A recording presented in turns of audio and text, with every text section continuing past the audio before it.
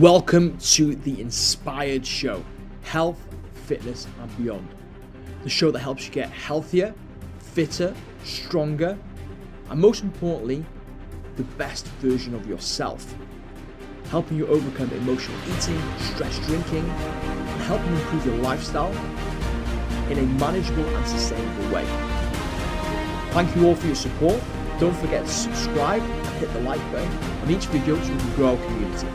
Hey team, and welcome to this week's episode of the Inspired Show, which is all about planning and preparation. One of the most important aspects to help you not only get into shape, but stay in shape long term.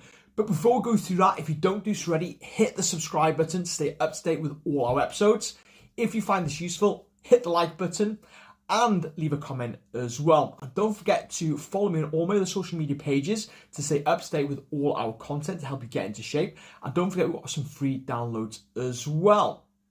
Today's episode is all about planning and preparation. This is one of the most important aspects of your journey if you want to be successful. There's a favourite quote I've got: if you fail to prepare, you're preparing to fail. And this is so true.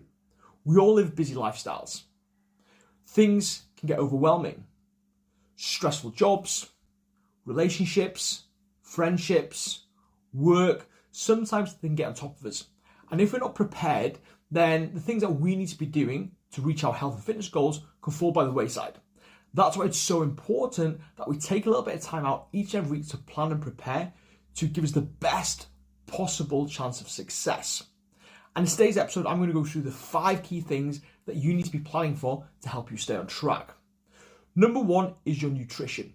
Nutrition is a cornerstone of becoming healthier, stronger, fitter, and becoming the best version of yourself. Good nutrition is important because it helps us with energy, it helps us maintain healthy body fat levels, and it nourishes the body. So what is the best way to plan for our nutrition? Well, one of the best things you can do is take a little bit of time on your day off to plan your nutrition for the week. Simply start off with a meal plan. Think about all the meals that you want to be eating in the upcoming 7 days to help you stay on track. You want to be looking at things such as your breakfast, your lunches, your dinners, and your snacks. And then plan them accordingly so it fits in line with your current fitness goals. Whether it's to be in a deficit to drop body fat, whether it's to maintain to fuel performance, or whether it's to be in a surplus to help you with muscle building. You then plan your meals accordingly. Once you plan your meals accordingly, you've then got a list of all the meals you're going to be having. That's going to help you then create a shopping list. You then do an online shop or head to the shops and make sure you've got all the ingredients in the house.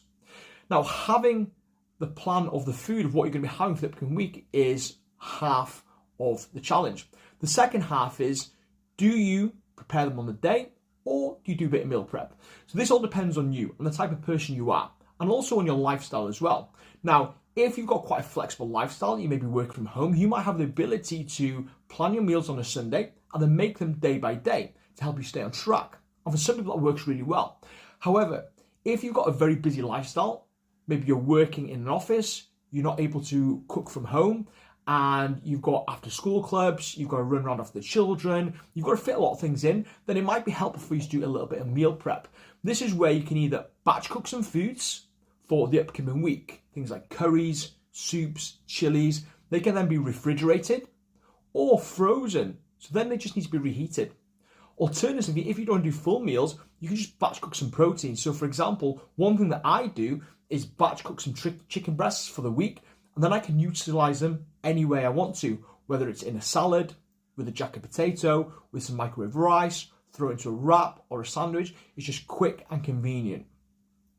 Some other things you want to think about when it comes to nutrition: are there any meals you can make a little bit more convenient for yourself? For example, can you buy microwave rice instead of cooking your rice from scratch? Can you buy jacket potatoes you can pop in the microwave? Can you buy porridge pots so you just need to add water to it? How can you make it more convenient for you, especially on the days when you are really busy? When it comes to nutrition as well, it's also having a bit of a contingency plan. High protein ready meals in the freezer just in case.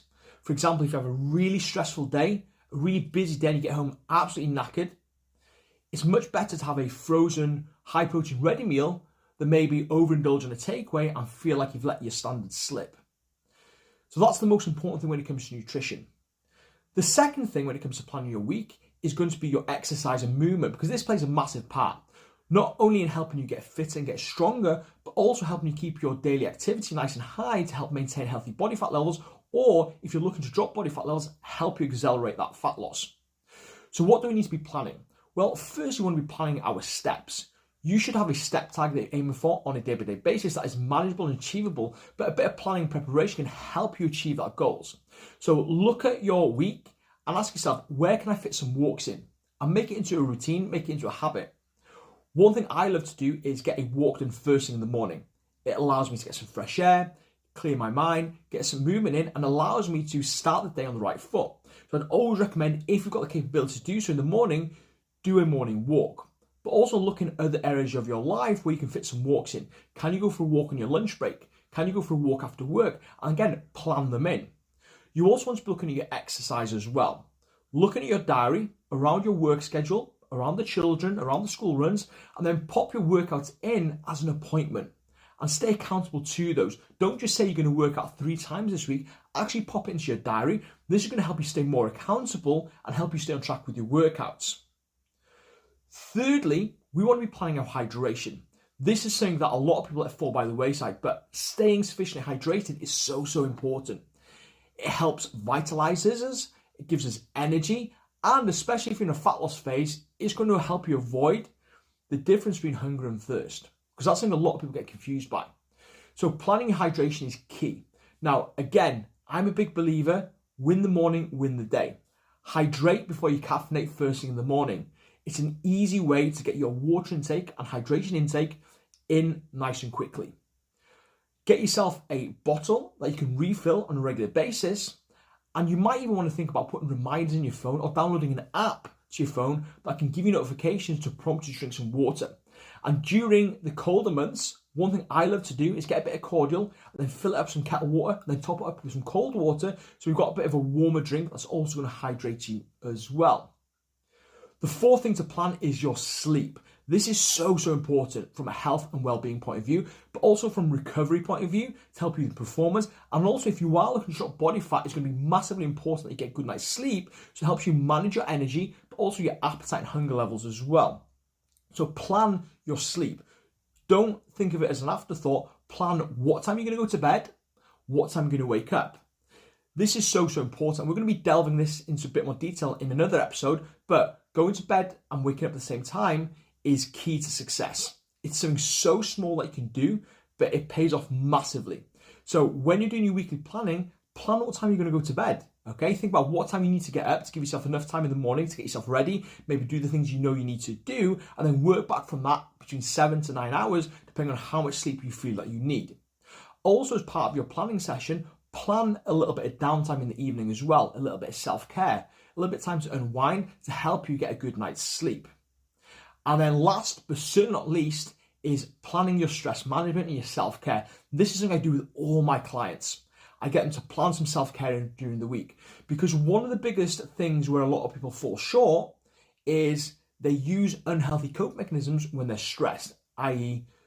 eating or drinking. And it's not usually the healthy options they're eating or drinking.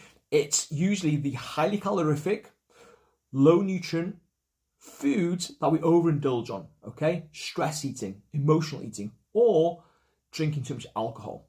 So making sure you're planning some self-care during the week is going to be absolutely imperative.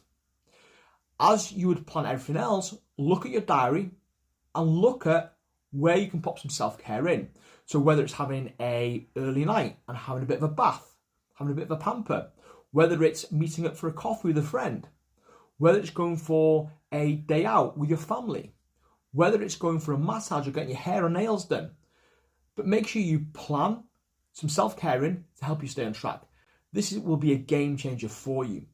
Now, if you plan out these 5 things, you're going to be much more likely to be successful on your health and fitness journey and see absolutely amazing results. Now, if you found this helpful, please leave a little like. Let me know your thoughts in the comment section. And don't forget, if you've not done so already, hit that subscribe button.